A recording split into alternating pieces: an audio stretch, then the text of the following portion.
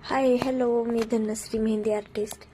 तर सगळ्यांनाच प्रॉब्लेम असा येतो की मेहंदीला पाणी कशाने लावायचं. तर ही सगळ्यात सोपा उपाय मी घरच्या घरीच केलेला आहे.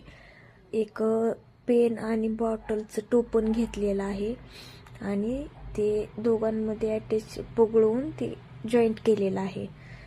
तर आपण याच्यापासून शुगर म्हणजे शुगरचे पाणी लावायला असं बनवणार आहोत.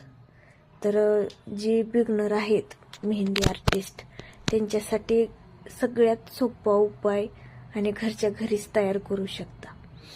तर चला बघू आपण कशा प्रकारे बनवायचं ते. पहिल्यांदा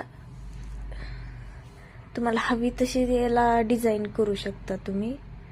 कधी कधी असं होतं की फक्त कापसानं असं लावायचं म्हणलं तर याला आपलं पण ग्लू लावून घेऊ, म्हणजे फेविकॉल असेल किंवा दुसरा कुठलाही गम असला तर तुम्ही लावू शकता.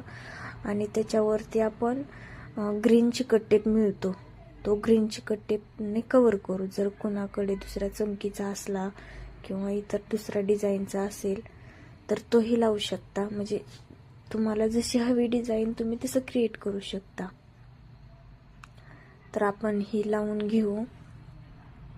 खूप दिवसापासून माझ्या डोक्यात विचार होता की कशापासून बनवू.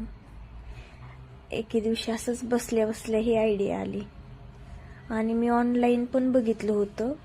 तर खूप 120, 150, 130 असा याचा रेट आहे. मग एवढे पैसे खर्च करण्यापेक्षा आपण घरीच काहीतरी युक्ती लढवावी म्हणून हा उपाय करून बघितला. तर खूप छान प्रकारे तयार झालेला आहे. तुम्ही पण एकदा घरी तयार करून तुम्ही बघू शकता.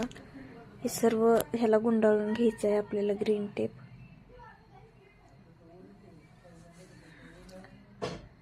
जर कुणाला याचं आणखी काय डिझाईन करायची असेल तर मला कमेंट्समध्ये सांगा, आपण आणखी एक दुसरी बनवू.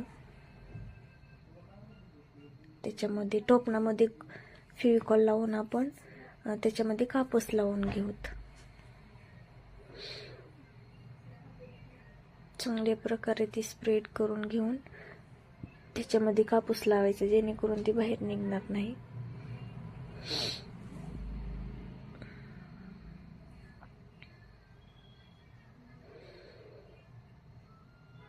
तर आपली फ्री मेहंदी क्लासेस चालू आहेत यूट्यूब चॅनेलला.